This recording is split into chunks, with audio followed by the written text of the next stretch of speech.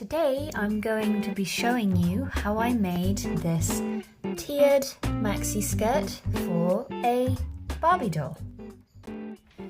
Okay, here we have our Barbie. She is a standard or regular made to move body type, purely because that is the kind of doll who I'm making the skirt for. But you can of course adapt these measurements to whatever doll you like. Now, the first thing we need to do is obtain a waist measurement.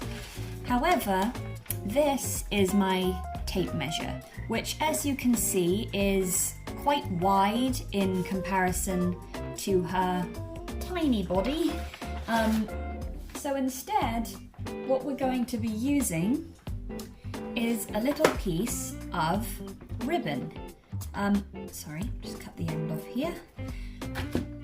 Here we are. It's a skinny ribbon and it'll allow us to get a more accurate measurement of her waist. So all we're going to do is wrap it around the smallest part of her waist and then make a mark where the two ends meet. There we go. And then we've got this as our waist measurement. The downside to this, obviously, is that there are no measurements on the ribbon. So instead, we'll be using this very messed up ruler. It's definitely seen better days, but I can still see the numbers, so we're using it. We're going to measure from the mark we made to the end of the piece of ribbon, and that is about 8.5 centimeters, which I will round up to 9 just for ease, basically. The other thing to take into account at this point is that I'm using velcro to fasten the back of this skirt, which means that the waist measurement needs to be a bit longer in order to allow the two end pieces to overlap so that the velcro can work. And I'm going to add an extra centimetre for each piece of, or each side of velcro, which will take us up to 11 centimetres. Now, the next measurement that we'll need, and we can use our wide tape measure for this because we are measuring length rather than width here, is how long we want our skirt to be. Now, I'm personally shooting for a maxi type skirt. Just going to zoom out a little bit there. So I'm going to measure from just above her belly button, which is about parallel with the smallest part of the waist, all the way down to her ankle joint, which comes out to me at about 16.5 centimeters. However, I'm going to add the extra half and round up to 17 centimeters, just so that I'll have a little extra length to use as a hem for our skirt. Now, our skirt pattern consists of 3 tiers. It's a gypsy style sort of tiered maxi skirt. So what we're obviously going to need to do is divide that 17 centimeter length in by 3. Sorry, maths is very much not my strong point. So anyway, here we go. 17 divided by 3 is 5.6, which I will round up to 6 so that I have some seam allowance left over to to sew the tiers together. This will probably make more sense when I'm drawing out the pattern. We'll just move Barbie out the way. Okay, so here we have the pattern piece for the first tier, and I have just written down, this is basically a formula which I found online for how wide each tier should be. And by wide, I mean this measurement here. Now, from what I found on the internet, from a pattern for a human-sized version of this skirt, is that the width of the first tier, like I said, is the waist measurement times 1.5, which brought us to 16.5. Hence why this piece is 16.5 centimeters wide and 6 centimeters long. I know that sounds backwards. I know in my head I want to say that this is width and this is length. However, in terms of the skirt, this is a portion of the length measurement and this is the width. I know it's very confusing. I hope that makes more sense later. Maybe I'm the only one that thinks it sounds confusing. Either way, for the second tier, what I found is that it needs to be the waist measurement times 2, which of course for us is 22. Then the third tier needs to be the waist measurement times 2.7, which for us, I had to use a calculator here, was 29.7. Now, as you can see, I quickly drew up the other 2 pattern pieces as well. So each one is 6 centimeters for this measurement.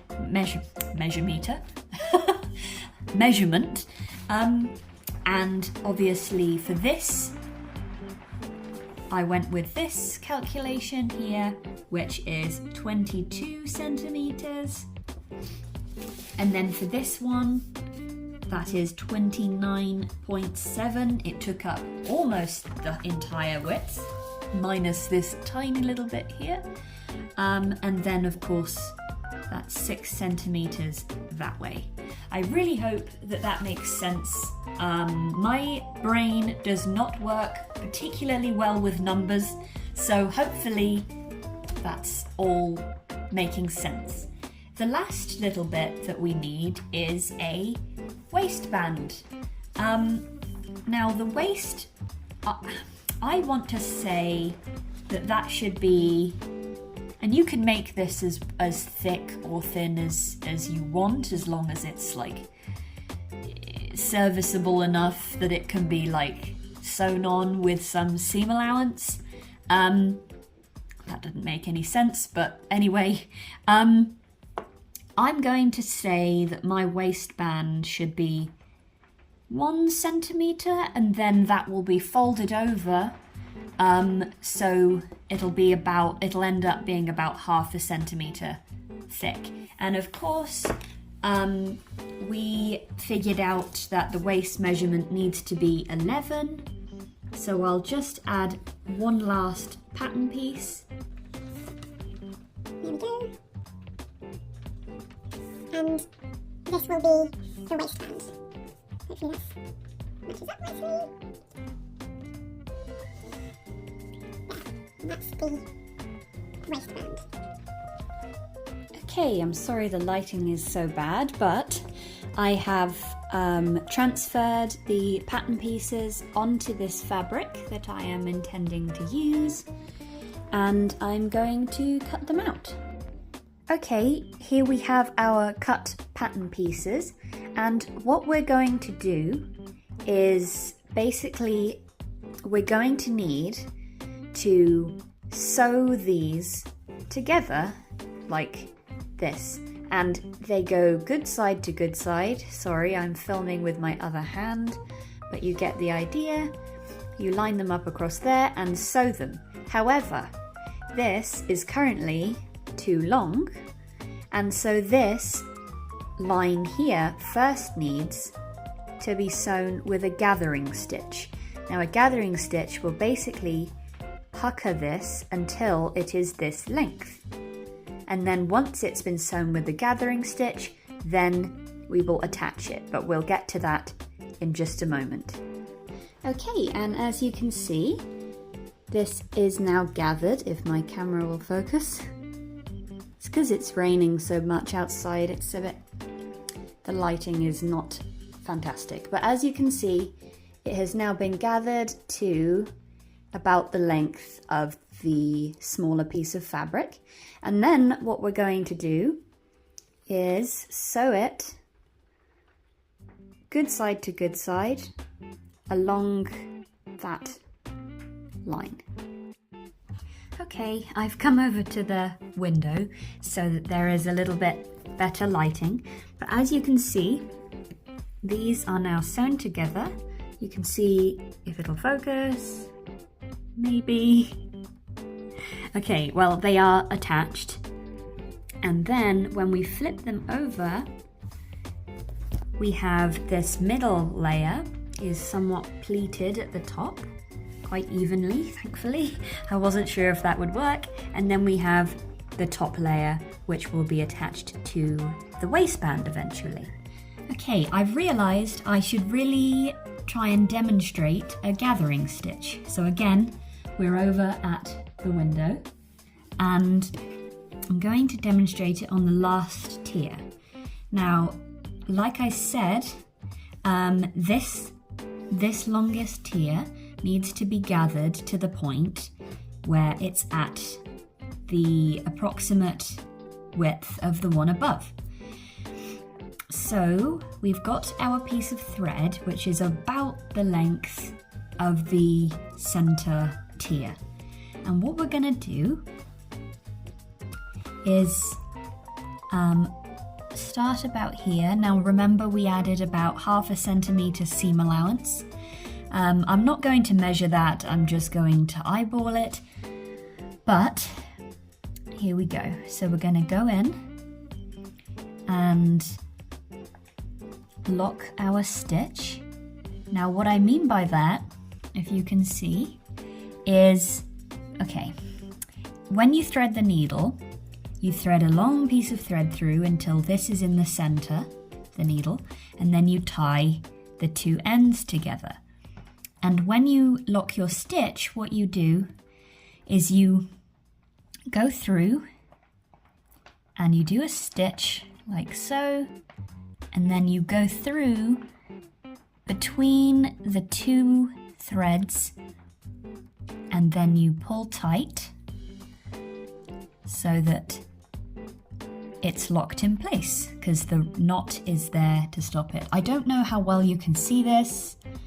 My camera is not very good, but hopefully you can see just enough. So what we then want to do is we then go in again a little bit across and out and in again and out and in again, and we basically continue to do this all along. Now you might be wondering when the gathering is going to come into play. Now if I do a few more, I will show you.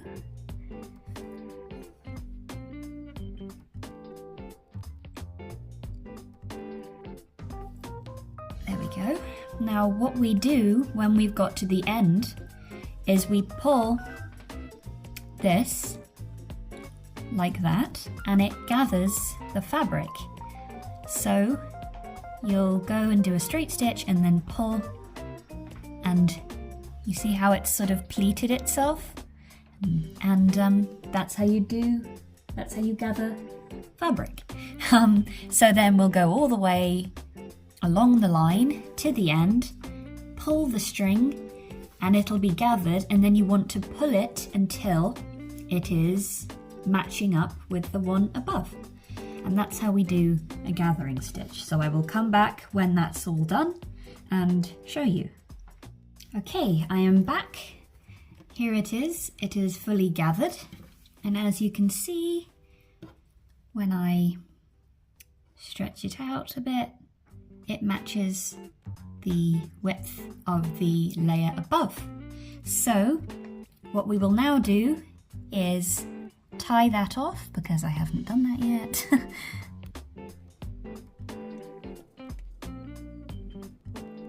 And then we will go and sew this, oops, that was the right way round. We will go and sew this good side to good side with a running stitch, which is this stitch here. Hopefully you know what I mean by that, but it's like a double stitch or a running stitch. I have heard it called both things. I honestly am not entirely certain which is correct, or whether they're both correct and it's just a dialect difference, but that's what we're doing next. Okay, here we are. The third tier has been attached, and then we flip it the right way and we have the beginnings of a skirt. And then the next thing we have to do is gather this to the length of the waistband, which, if you remember, I believe was 11 centimeters, including the velcro allowance.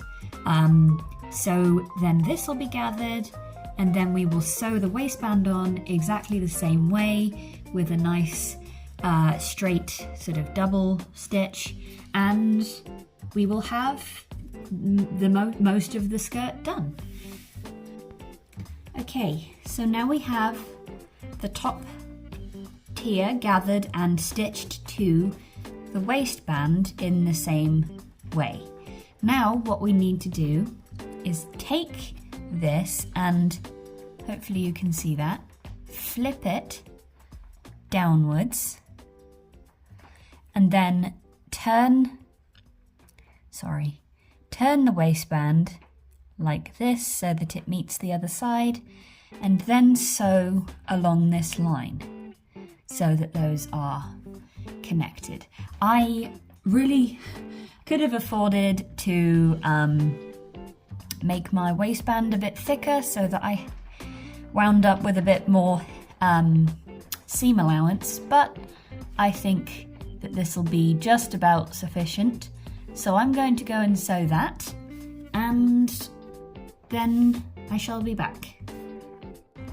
Okay, so now that the top waistband has been all turned over and sewn down the length, we are going to hem this side by just turning it over and then sewing down over the top, and we're going to do the same for the hem at the bottom, and going to do the all along and the other side as well, and then that will be most of the sewing of the skirt completed. So now we have all of the hems sewn nice and neatly, and the next thing we need to do is to get our Barbie, sorry, she's upside down, and just wrap the skirt about where we want it to hit on the Barbie's waist, which is about, for me, about there. And we're going to see how much overlap we have got. And as you can see, there's quite a decent amount there. And I'm just going to get a pen. I'm only using a pen because this fabric is quite dark, and I'm just going to make a little mark on the underlayer of the overlap, just there, so that I can see where to place my velcro. I'm going to make another tiny mark just there because I don't trust myself to remember how this overlap looks. Okay. And then what we will do is take her out and we have our mark to show us where that overlap should be happening. And so we will get our velcro and split it apart. I bought some extra fine velcro on Etsy. I cannot remember what shop, I'm afraid, but I found it on Etsy. It's quite easy to find, I should say. And you just want to place your velcro in the center of, well, between the mark you made and the hemmed edge. And then you want to place the other side on the inside of the fabric so that when it crosses over it will match up. And you want to find that other little mark you made, which was just there, and place it again quite centrally, like that. Now this velcro is slightly adhesive, but not enough for it to stay put reliably. So I'm going to sew as neatly as I can down the sides of the velcro strips, and then I will come back and we will see how it fits on the doll. Here we go, we have our velcro sewn on. It's not the neatest job in the world, but it's on there, and we're going to wrap it around her waist. Zoom out a little bit so you can see, and secure the velcro like so. Oops, line it up nicely. There we go. And we have our skirt all finished. It hits just above the ankle, just as I wanted it to, and yeah. And of course, we have the final product that we showed at the beginning, and yeah, you are all done. Thank you for watching. This was my first tutorial, and it was not the best. However, fingers crossed I will learn and get better as we go along, and I'd love it if you liked this video and maybe subscribed to see what I make in the future. Bye!